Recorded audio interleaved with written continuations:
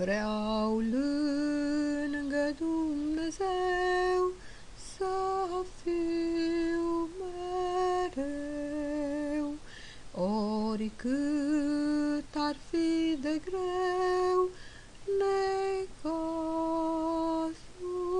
meu, oricât voi suferi, cântarea mea va fi.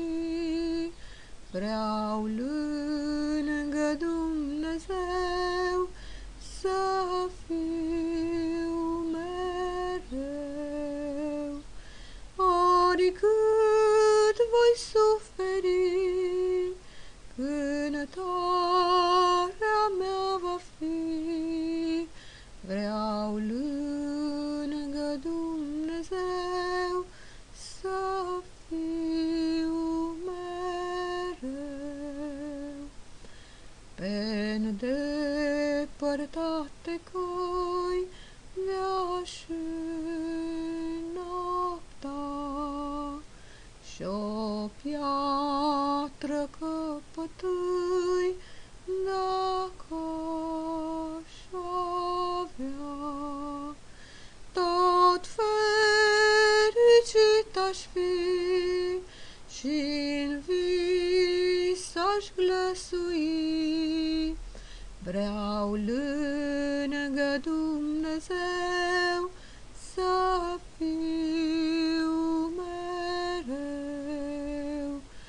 Tot fericit aș fi și-n vis aș glăsui. Vreau lângă Dumnezeu să fiu mereu. De sunt împovărat cu slăbiciuni și mult am de luptat în rugăciuni. Mai mult mă oțelesc în harul lui ceresc. Vreau lângă Dumnezeu să fiu mereu. Mai mult mă oțelesc în harul lui ceresc. Vreau lângă Dumnezeu să fiu mereu.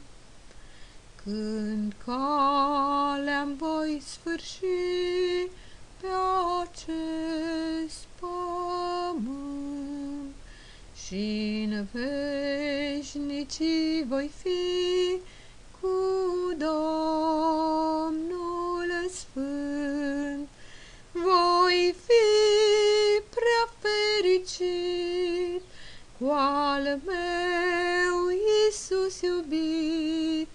Vreau lângă Dumnezeu să fiu mereu, voi fi prea fericit cu al meu Iisus iubit. Vreau lângă Dumnezeu să fiu mereu.